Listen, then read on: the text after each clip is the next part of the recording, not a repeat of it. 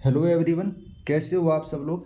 उत्तर Pradesh assistant engineer combine vacancy mains examination अपने schedule time 28 और 29 सितंबर को ही होगा। जैसे कि आपको पता है, कल इलाहाबाद हाई कोर्ट की सिंगल बेंच की जजमेंट आई थी, जिसके अंदर उन्होंने उत्तर Pradesh assistant engineer mains examination के ऊपर रोक लगा दी थी। जैसे आपको पता है, अंकित मौर्य एंड 41 अदर जो पेटिशनर थे, इन्होंने कोर्ट केस करा हुआ था कि भाई रिजर्व कैटेगरी के जो स्टूडेंट हैं उनकी कट ऑफ जनरल कैटेगरी से ज़्यादा चली गई और उनको जनरल कैटेगरी के अंदर जंप नहीं करवाया गया।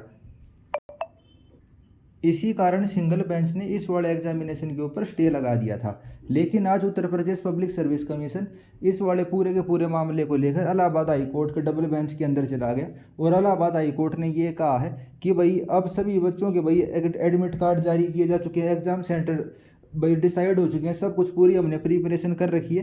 तो भाई इस वाले स्टेज के ऊपर इस एग्ज़ाम को रोकना सही नहीं रहेगा और इस वजह से आपका एग्ज़ाम 28 और 29 सितंबर को ही होगा। लेकिन साथ साथ कोर्ट के डबल बेंच ने यह भी कहा है कि भाई इसका रिजल्ट जब तक डिक्लेयर नहीं किया जा सकता, जब तक यूपीपीएससी भाई इस वाले सिंगल बेंच के फैसले के खिलाफ अपील करेगी और अपील के अंदर जब तक कोई फैसला नहीं आ जाता तब तक इसका रिजल्ट डिक्लेयर नहीं किया जा सकता। यानी एक तरीके से ये भर्ती फंस गई है। भाई मेरी मानी जाए तो इसको फिलहाल के लिए पोस्टपोन कर देना चाहिए था। अगर ये पूरी तरीके से मामला क्लियर हो जाता या भाई सिंगल बेंच ने जो भी जजमेंट दी थी उस चीज़ को मानते हुए अगर यूपीपीएससी इस वाले भाई रिक्रूटमेंट को आगे बढ़ाती तो ज़्यादा ठीक रहता, क्योंकि अब क्या रिजल्ट तो डिक्लेयर हो नहीं सकता। बहुत सारे बच्चे ऐसे हैं वो राजस्थान का पेपर देना चाहते हैं, क्योंकि राजस्थान के अंदर 1000 वैकेंसी आई हैं जो कि उत्तर प्रदेश की 600 वैकेंसी से काफ़ी ज़्यादा हैं। लेकिन सेम डे पे एग्जामिनेशन होने के कारण बहुत सारे बच्चे राजस्थान वाले एग्ज़ाम को नहीं दे सकते, या भाई हो सकता है राजस्थान वाले बहुत सारे बच्चे वो यूपी वाले एग्ज़ाम को देंगे और वे राजस्थान को नहीं दे पाएंगे, और कई बच्चे भाई राजस्थान वाला एग्ज़ाम देने के कारण यूपी वाले एग्ज़ाम को नहीं दे पाएंगे और यूपी वाला एग्ज़ाम इस तरीके से बीच में फंस गया है। अब मैं इस वाले जजमेंट को आपको दिखाऊंगा जो आज ये डबल बेंच की जजमेंट आई है, उसके अंदर जो बातें लिखी हुई हैं उसके अनुसार तो यही है भाई ये वाली भर्ती अब काफ़ी हद तक कोर्ट के अंदर फंस चुकी है। इस जजमेंट को देख लेते हैं भाई इसमें क्या लिखा हुआ है। सबसे पहले तो उस रिट पिटीशन का मेंशन है 8788/2025। भाई अंकित मौर्य का भाई बता रखा है, अंकित मौर्य एंड 41 अदर ये सारे पिटीशन थे और इन्होंने इस वाली एप्लीकेशन को फाइल किया था कि उनके रिजर्व अनरिजर्व से यानी जनरल से ज़्यादा नंबर होने के बावजूद भी उनको शॉर्ट लिस्ट नहीं किया गया।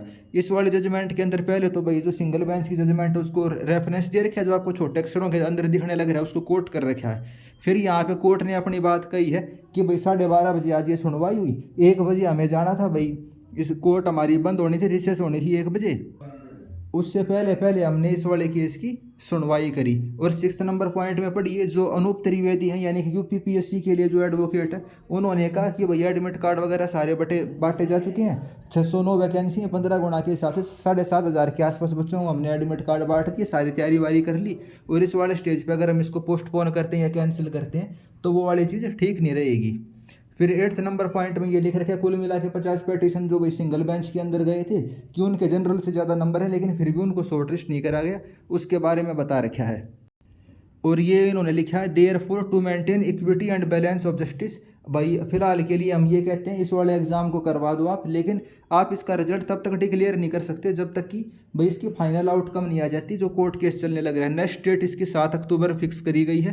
11वें नंबर पॉइंट में पढ़िए, इंटरिम मेजर के तहत हम मेंस एग्जामिनेशन की परमिशन तो देते हैं, लेकिन meanwhile the respondent is restrain to declare the result of the mains examination. Mains examination का आप रिजल्ट को पब्लिश नहीं कर सकते। The operation paragraph number 52 of the impeachment judgment shall remain state till the next list of hearing. जो paragraph number 52 था भाई, जिसके अंदर ये कहा गया था कि भाई आपको नई मेरिट लिस्ट बनानी है और उसके बाद ही आप एग्जामिनेशन ले सकते हो। जो 52 नंबर पॉइंट था सिंगल बेंच की जजमेंट का अंकित मौर्य वाले केस का, उसके ऊपर अभी के लिए इन्होंने स्टे लगा दिया है। और कुल मिला के इस चीज़ का मतलब यही है भाई, आपका एग्जामिनेशन तो हो जाएगा 28 तारीख को और 29 तारीख को भाई सिविल इलेक्ट्रिकल मैकेनिकल आप जिस भी ब्रांच से संबंध रखते हो उस हिसाब से भैया जो भी आपकी डेटा 28 या 29 सितंबर, लेकिन उसका रिजल्ट पब्लिश नहीं करा जा सकता। बच्चे अब बीच में फंस गए हैं। जो बच्चे राजस्थान का एग्ज़ाम देना चाहते थे ना भी उसको दे सकते, और यूपी वाले जो बच्चे भाई मेंस के अंदर सेलेक्ट हो चुके हैं वे एग्ज़ाम अगर देते भी हैं, एग्ज़ाम देने के बावजूद भी उनका रिजल्ट तो पब्लिश हो ही नहीं सकता। तो ये बीच में फंसने वाली चीज़ हो गई है। अब इसमें बेचारे बच्चों का क्या कसूर है। इससे बढ़िया जो कमीशन इसको अगले हफ्ते के लिए पोस्टपोन कर देता। तो जो कुछ भी हुआ है ये स्टूडेंट की मेंटल पीस को बिगाड़ने वाला ही है। ये इसको मैं तो पॉजिटिव इस चीज़ को कहूँगा नहीं, ठीक है। इससे बढ़िया कमीशन को यही करना चाहिए था। डेट का ओवरलैप नहीं होता राजस्थान यूपी के अंदर, और इस चीज़ के ढंग से जजमेंट आ जाती, उसके बाद ही मेंस एग्जामिनेशन के ऊपर बढ़ा जाता। क्योंकि जब इसका रिजल्ट पब्लिश होगा ही नहीं अगर इसके हिसाब से हम देखें, ठीक है, तो एक मतलब वो कहते हैं उस टाइप का बच्चे एफर्ट नहीं कर पाएंगे और एक अनमने से मन से ही मेंस के एग्जामिनेशन को देंगे। तो इस वीडियो में इतना ही है भैया, आपको बताना था कि भाई यूपीएई का एग्ज़ाम अपने शेड्यूल टाइम 28 और 29 सितंबर को ही होएगा। कोर्ट के अंदर क्या क्या बातें और रिजल्ट इसका पब्लिश हो सकता है कि नहीं हो सकता, वो सारी बातें आपको बतानी थी। मेरे हिसाब से मैंने आपको अच्छे से समझा दी है। आपको चैनल भाई किसी भी इंजीनियरिंग एग्जाम की आप प्रिपरेशन करते हो हमारे साथ जुड़ सकते हो, चैनल को सब्सक्राइब कर सकते हो, टेलीग्राम पे हमें ज्वाइन कर सकते हो। इस वीडियो में इतना ही।